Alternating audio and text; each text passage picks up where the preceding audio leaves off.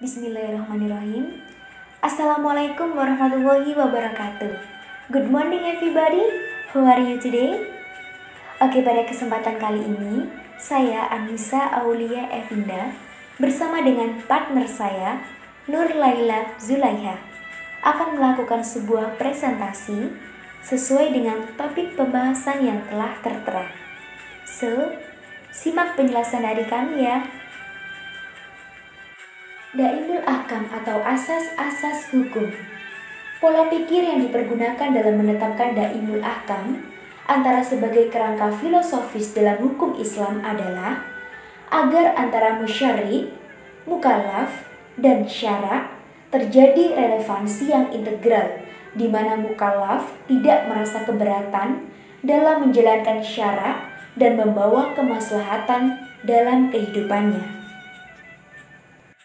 Berikut adalah asas-asas filsafat hukum Islam.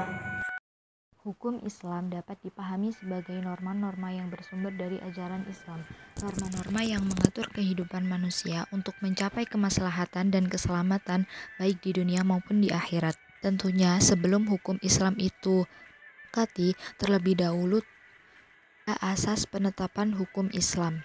Muhammad Khodari Bik dalam kitabnya Tarikh At-Tashri' Al-Islami bahwa yang harus diperhatikan dalam tashri' ada 3 asas, yaitu adamul haraj atau tidak adanya kesusahan atau kesempitan, taklil at-takalif, minimalisasi keberatan, darij fit tashri' berangsur-angsur dalam menetapkan aturan hukum.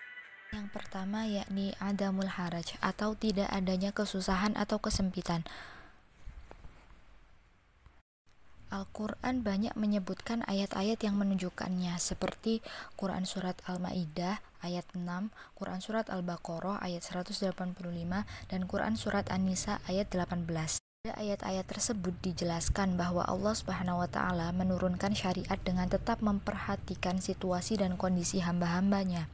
Ini dapat dijumpai dalam pelaksanaan syariat Islam dalam urusan ibadah, muamalah, ukubah, dan lain sebagainya.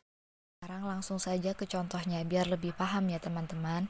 Yang pertama, urusan ibadah misalnya, boleh mengqashar sholat saat perjalanan jauh, berbuka puasa bagi orang yang sakit atau dalam bepergian jauh atau musafir. Dan juga diperbolehkan bertayamum bagi orang yang tidak menemukan air atau dalam kondisi yang tidak memungkinkan tersentuh air. Kemudian memakan makanan haram ketika dalam kondisi darurat dan lain-lain.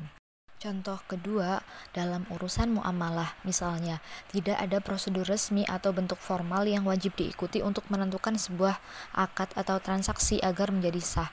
Bahkan cukup dalam masalah ini adanya saling ridho antara kedua belah pihak. Oleh karena itu, tidak ditemukan dalam Al-Quran tentang dibolehkannya akad kecuali di situ terdapat syarat ridho. Seperti dalam Quran Surat An-Nisa ayat 29. yakni taklil at-takalif atau meminimalisasi keberatan. Meminimalisasi keberatan atau menyedikitkan beban merupakan hasil yang mesti tidak adanya menyulitkan, karena di dalam banyaknya beban yang berakibat menyulitkan. Penjelasan itu bisa diperjelas bahwa yang dimaksud adalah meringankan atau menyedikitkan beban suatu hal agar kesulitan tidak lagi bertambah banyak, karena kalau dipaksakan untuk tetap melakukan hal itu maka kesulitan akan bertambah banyak dan tentunya akan malah mengganggu kegiatan yang akan dilaksanakan. Asas ini dimaksudkan agar kewajiban agama kepada umat manusia untuk tidak menyulitkan dan menyusahkan dirinya sendiri dalam mengerjakan syariat agama Islam.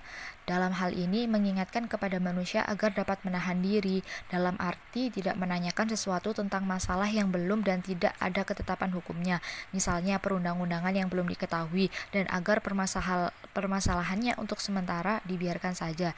Dan kemudian permasalahan itu dapat dipecahkan melalui kaidah-kaidah hukum demi memberi kelonggaran kepada manusia. Contoh dari taklil at-takalif, misalnya, ketika kita beramal satu kebajikan, maka kebajikan itu akan digandakan sampai 700 pahala. Kenapa seperti itu? Karena usia Nabi Muhammad SAW tidak sepanjang usia umat nabi-nabi terdahulu. Tetapi hal itu tidak membuat bahwa penyederhanaan kuantitas taklif bukan berarti mengurangi kualitasnya.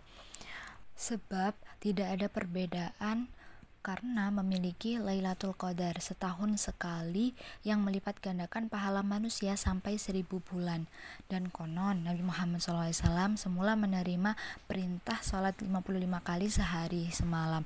Karena kebijaksanaan Allah atas usulan nabi-nabi yang terdahulu, maka sholat itu cukup 5 kali saja dalam sehari semalam tanpa mengurangi pahala sholat 55 kali tersebut.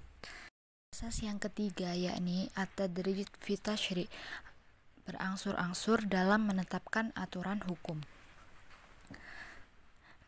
Nabi Muhammad SAW dalam kondisi orang Arab yang memiliki tradisi yang telah terkonsolidasi, di antaranya ada yang layak untuk ditetapkan dan tidak membahayakan dalam tatanan umat, ada juga yang membahayakan, di mana syar'i menghendaki agar mereka menghindarinya. Maka di situ syariat mulai berperan secara bertahap untuk menjelaskan hukum dan menyempurnakan agama. Rasulullah SAW pernah ditanya tentang masalah khamr atau minuman keras dan maisir, perjudian, yang mana keduanya sudah merupakan tradisi yang cukup lama di kalangan orang Arab. Maka Rasulullah SAW menjawab dengan bahasa Al-Quran, yakni dalam Quran surat Al-Baqarah ayat 219. Yang artinya, mereka bertanya kepadamu tentang khamr dan judi. Katakanlah, pada keduanya terdapat dosa yang besar dan beberapa manfaat bagi manusia, tetapi dosa keduanya lebih besar dari manfaatnya. Dan mereka bertanya kepadamu apa yang mereka nafkahkan. Katakanlah, yang lebih dari keperluan. Demikianlah Allah menerangkan ayat-ayatnya kepadamu supaya kamu berpikir. Ayat di atas belum menjelaskan secara tegas tentang tuntunan larangan khamr. Apabila ada seseorang yang dapat memahami ayat tersebut, maka ia adalah orang yang mengetahui rahasia tasyri', apa yang mengandung banyak dosa, haram untuk dilakukan, karena tidak ada dalam perbuatan-perbuatan sesuatu yang disebut keburukan murni. Yang menjadi ukuran halal dan haram adalah yang banyak di antara keduanya. Kemudian tahap selanjutnya, Rasulullah SAW melarang mereka untuk salat dalam keadaan mabuk sampai mereka benar-benar sadar terhadap apa yang mereka katakan. Seperti dalam Quran Surat An-Nisa ayat 43 yang berbunyi, "Hai orang-orang yang beriman, janganlah kamu salat sedang kamu dalam keadaan mabuk, sehingga kamu mengerti apa yang kamu ucapkan." Larangan dalam ayat ini tidak berarti membatalkan larangan yang pertama, bahkan larangan pada tahap ini bersifat menguatkan. Pada tahap berikutnya, Nabi menegaskan hukum larangan tersebut secara mutlak, sebagaimana ditegaskan dalam surat Al-Maidah ayat 90-91. Hai orang-orang yang beriman, sesungguhnya meminum khamr, berjudi, berkorban untuk berhala, mengundi nasib dengan panahadalah termasuk perbuatan syaitan. Maka jauhilah perbuatan-perbuatan itu agar kamu mendapat keberuntungan. Sesungguhnya syaitan itu bermaksud hendak menimbulkan permusuhan dan kebencian di antara kamu lantaran meminum khamr dan berjudi itu, dan menghalangi kamu dari mengingat Allah dan sembahyang. Maka berhentilah kamu dari mengerjakan pekerjaan itu.